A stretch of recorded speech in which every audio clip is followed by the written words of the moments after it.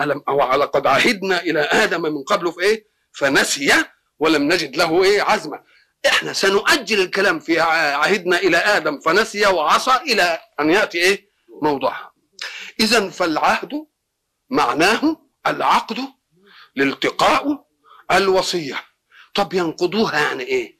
النقد ضد الإبرام، ولذلك عندك المحكمة اللي بتيجي يا تبرم الحكم يا إيه؟ يا تنقضه. يبقى النقد ضد الإيه؟ ولذلك يسموها محكمة الإيه؟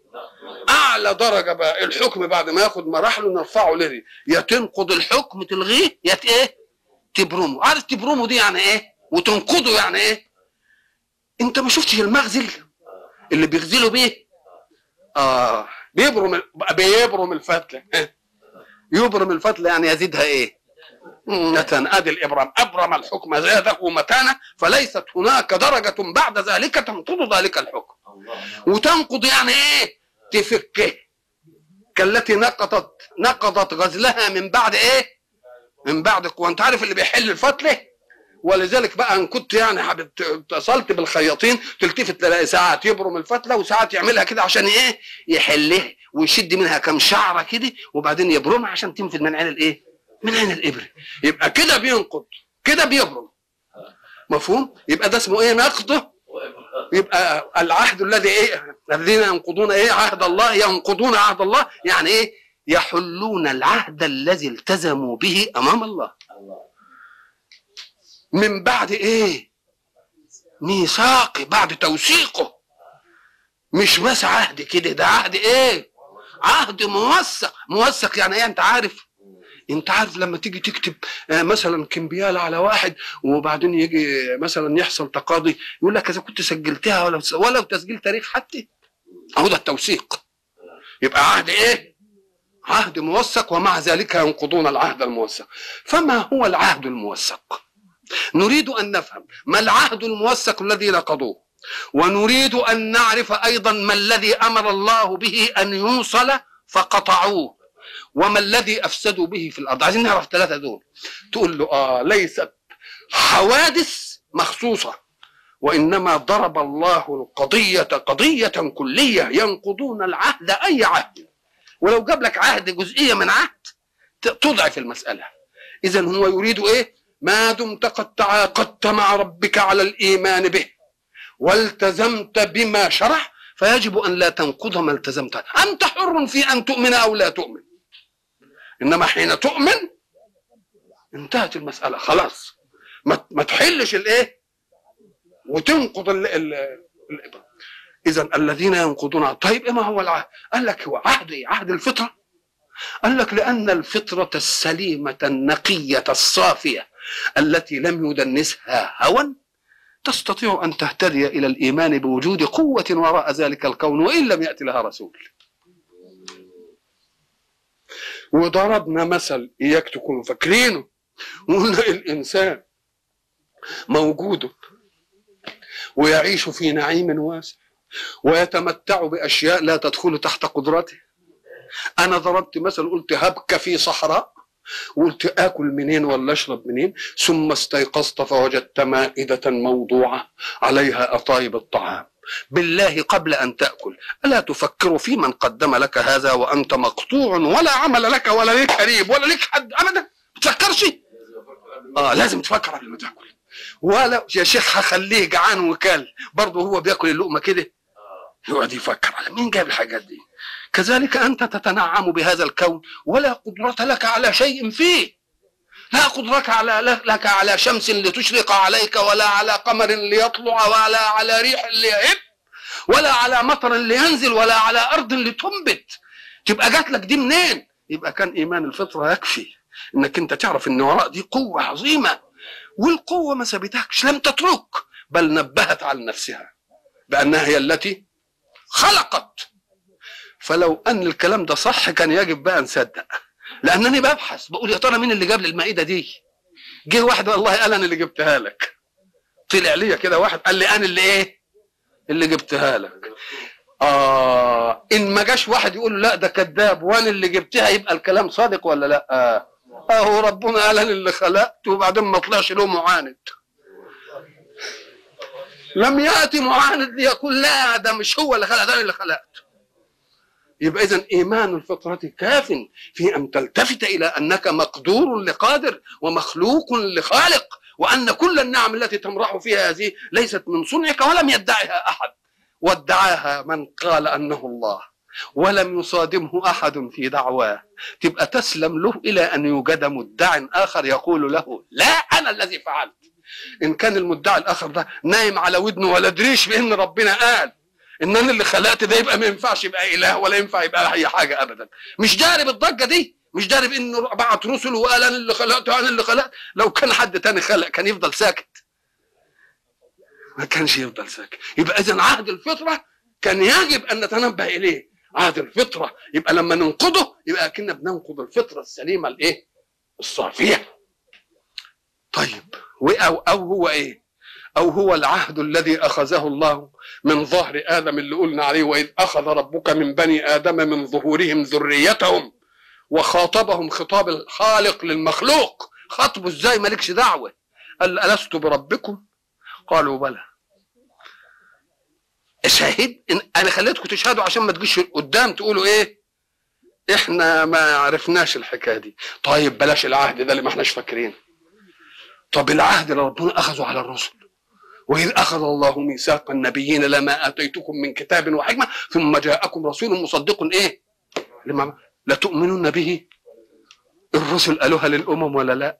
يبقى إذا فيها عهد برضه. ما كانوا ما أمنوش بمحمد يبقوا نقضوا الإيه؟ يبقوا نقضوا العهد.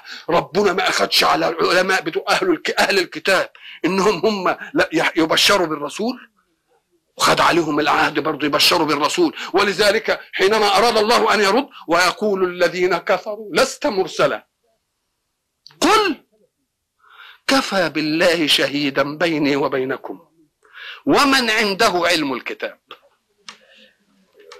يبقى مين اللي هيشهد انني رسول؟ من عنده علم الكتاب. يبقى دول نقضوا العهد. فلما جاءهم ما عرفوا ايه؟ يعرفونه كما يعرفون ابناءهم. مش كده؟ ابن سلام قال ايه؟ ابن سلام قال في الاختلاف بالعهد حين اراد ان يسلم قال يا رسول الله ان اليهود قوم بهت، واخشى ان علموا باسلامي ان يقولوا في الكثير، فانا اريد ان لا يعلموا باسلامي حتى ياتوا فتسالهم عني، بعد ان تسالهم ويجيبوا يعلنوا اسلامي. فقال لهم ما تقولون في ابن سلام؟ سيدنا وابن سيدنا وحبرنا وابن حبرنا ولله قال. فقال قلتم ذلك أشهد أن لا إله إلا الله وأشهد أن محمد رسول الله. قالوا ده ابن كلب صفته ونعته. ألم أقل لك يا رسول الله أنهم قوم بهت؟ إذا نقضوا عهد الله الذي أخذ عليهم، النبي الأمي الذي يجدونه مكتوبا عندهم في التوراة والإنجيل. ولذلك ابن سلام يقول أنا عرفته كمعرفتي لابني ومعرفتي لمحمد أشد. إيش هذا دي؟ يعني مسألة. يبقى نقضوا العهد، مش كده؟ يبقى أول مرتبة من مراتب الفسوق عملوا إيه؟ الذين ينقضون عهد الله بعد ميثاق، بعد إيه؟ ميثاقه توثيقه. كويس كده.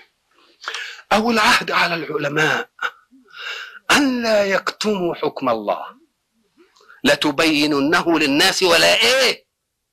ولا تكتمونه. يبقى إذن عهود كثيرة ممكن أن إيه أن تنقض. ثم ينسحب نقض العهد على كل شيء ألزمت به نفسك ولو كان في حركة الحياة. يعني مع غيرك عاهدت على حاجة وعدت، أنت حر في أن تعهد أو تعاهد أو لا تعاهد، إنما إذا عاهدت أوفي العهد إن العهد كان مسؤولا. أنت ألزمت نفسك هقابلك بكرة الساعة كذا، ثم تصبح أنا وأنت تعهدنا على اللقاء في الساعة كذا.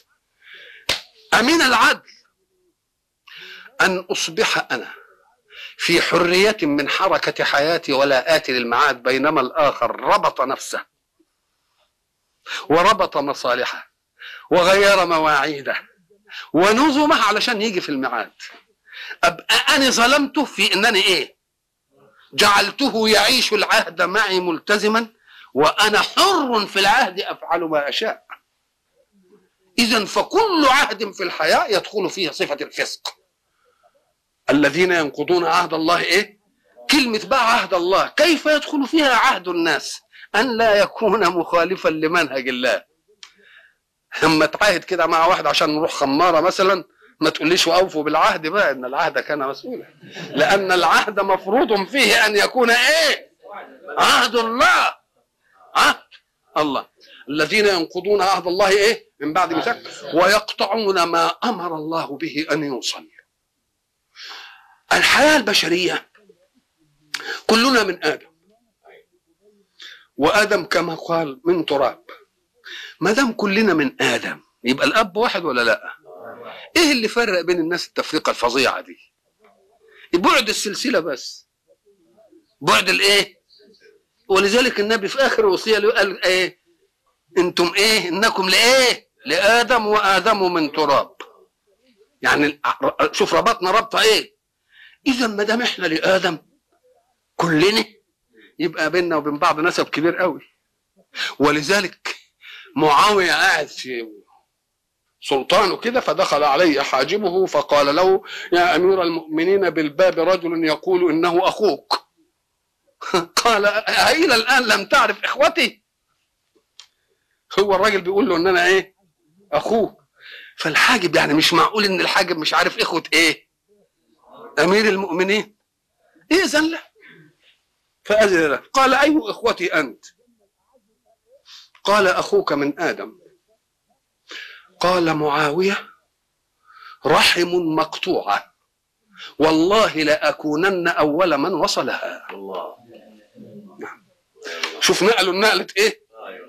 يبقى ما دام إحنا كلنا لآدم تبقى المسألة إيه؟ إشمعنى؟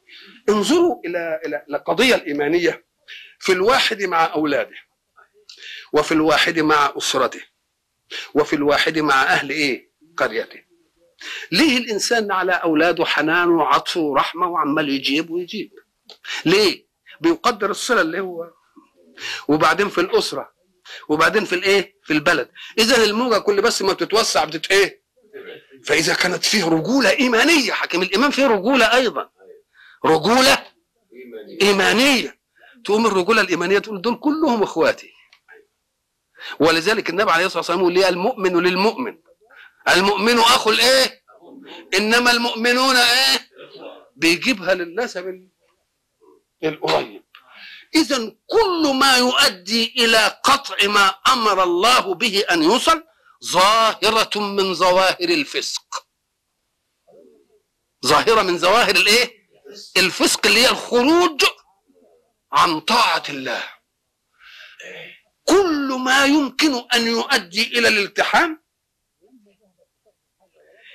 ده بيعطي للناس فكرة اللي انت شايفهم ان الامر الذي ربطك بمجتمعك امر عظيم قوي. يوم ان لم يكن في مجتمعك الايماني يحب ان يكون في المجتمع الايماني، يحب ان يكون في المجتمع الايه؟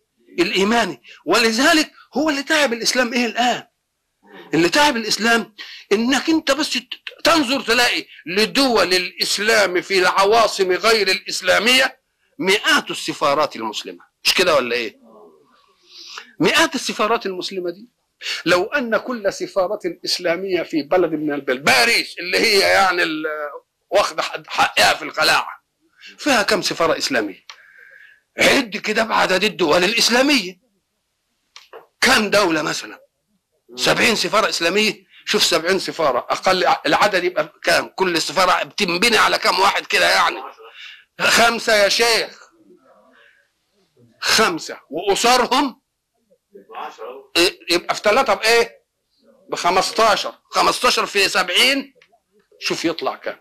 عدد زي ده لما يوجد في باريس بنموذج سلوكي إيماني لم يستطع أوروبي واحد أن يرى امرأة مسلمة تنتسب إلى هذه السفارات في حفل راقص، ولم يرها على مائدة قمار، ولم يرها تشرب الخمر، ولم يرها سافرة، ولم يرها متبرجة. إذا لالتفتت الدنيا كلها إلى ذلك الدين الذي يحكم هؤلاء في تلك البلاد المنحرفة، فلم تستطع البلاد بانحرافها ان تؤثر في دينها.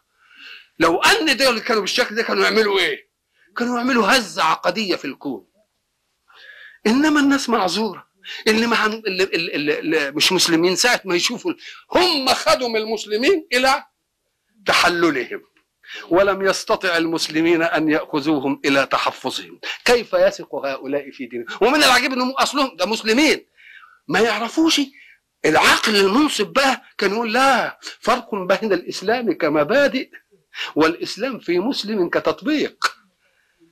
قد يوجد مسلم ما بيطبقش، اهم دي الذي يصنعه المفكرون في غير المسلمين. السطحيين من غير المسلمين ينظروا الى حال مين؟ الى حال المسلمين. يقول لك يا شيخ الدين هم جم عندنا كلهم وهم عمالين يعملوا كذا ويعملوا كذا ويعملوا كذا. ده السطحي. انما اللي عنده عمق يفرق بين مبادئ دين وبين سلوك منسوبين الى الدين، يقوم ينظر الى مبادئ الدين بس. ولذلك كل اللي مسك مبادئ الدين وقعد ينظر اليه قال لك ده دين صح وامنوا. ولذلك انا قلت لكم الاسلام ياخذ قممهم الفكريه، وهم ان اخذوا ياخذون حسالتنا الفكريه. يعني هم احنا ناخذ منهم مين؟ القمم. ليه؟ الذين فصلوا بين سلوك من؟ بين سلوك الانسان وبين المبادئ اللي منتسب اليه. لأن الذي خلقني وقال لي آمن بي وأسلم افترض أن أكون برضو عاصيا، بدليل أنه هو قرن عقوبات. معنى تقنين عقوبات يعني إيه؟ يبقى في معصية. ما تاخدش بقى الإسلام تقول الإسلام بيعصي بيشرب خمر، لكن شوف هل الإسلام ترك شارب الخمر ولا جرمه وأوقع عليه عقوبة؟ يبقى ما تقولش المسلم بيشرب خمر بقى، تروح لمين؟ إذن ويقطعون ما أمر الله به أن يوصل. فكل إنسان في أي مكان من الأمكنة يقطع الناس عن التفكير في دينه بسوء سلوكه يدخل في قضية الفاسقين، لأنه قطع ما أمر الله به أن يوصل. يبقوا دول لازم كانوا يكونوا نماذج إسلامية. هو الإسلام انتشر في البلاد إزاي؟ بس بالفتح؟ لا، الكثافة الإسلامية في الأمم التي فتحت بالأسوة الحسنة، لا سيف ولا فتح ولا أي حاجة. إذن هؤلاء هم الذين يقطعون ما أمر الله به أن يوصل. تجد مثلا الناس في غفلة عن بؤس البائسين، والدين يطلب منا ما دمنا إخوة إنه لازم المؤمن للمؤمن كالبنيان يشد بعضه بعضا.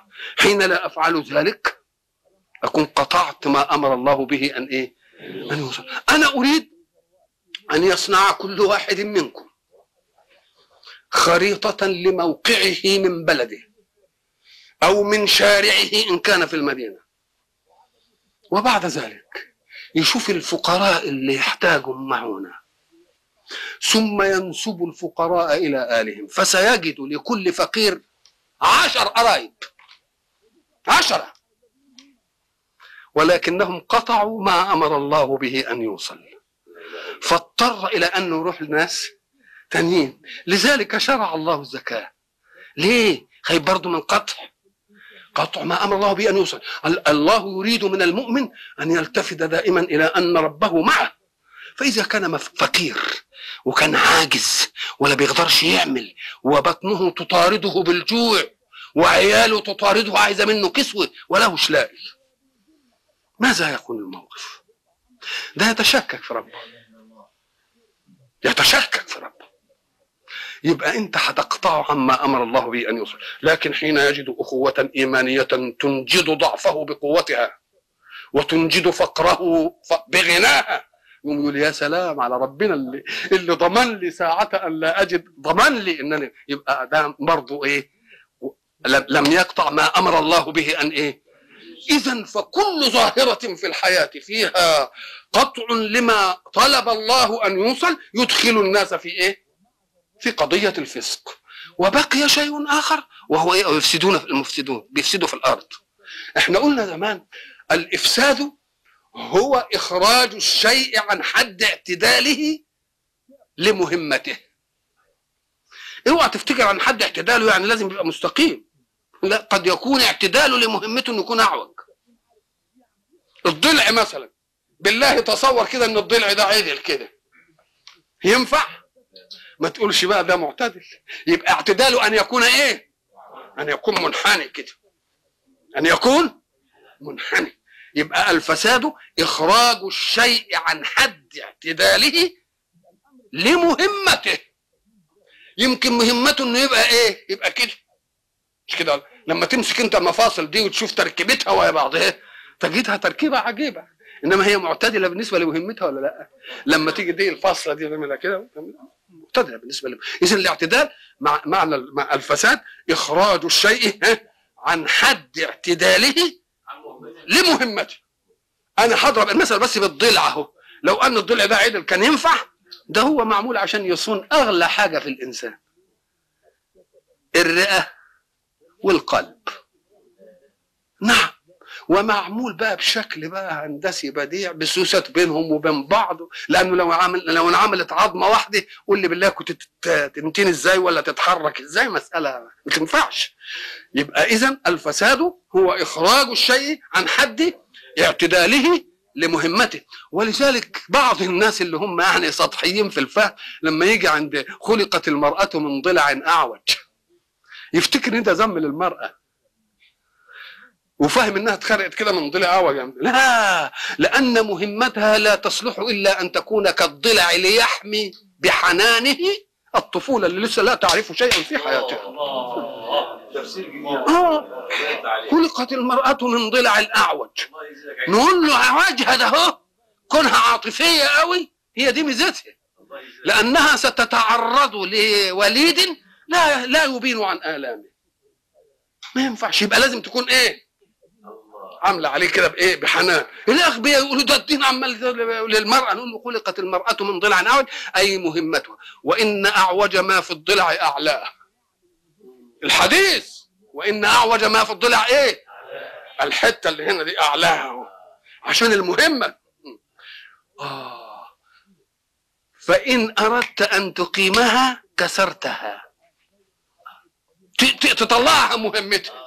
اذا هي المطلوب انها تكون رقيقه وتكون عاطفيه وما تكونش العقل والحزم عندها قوي، لان مهمتها كده، مهمتها.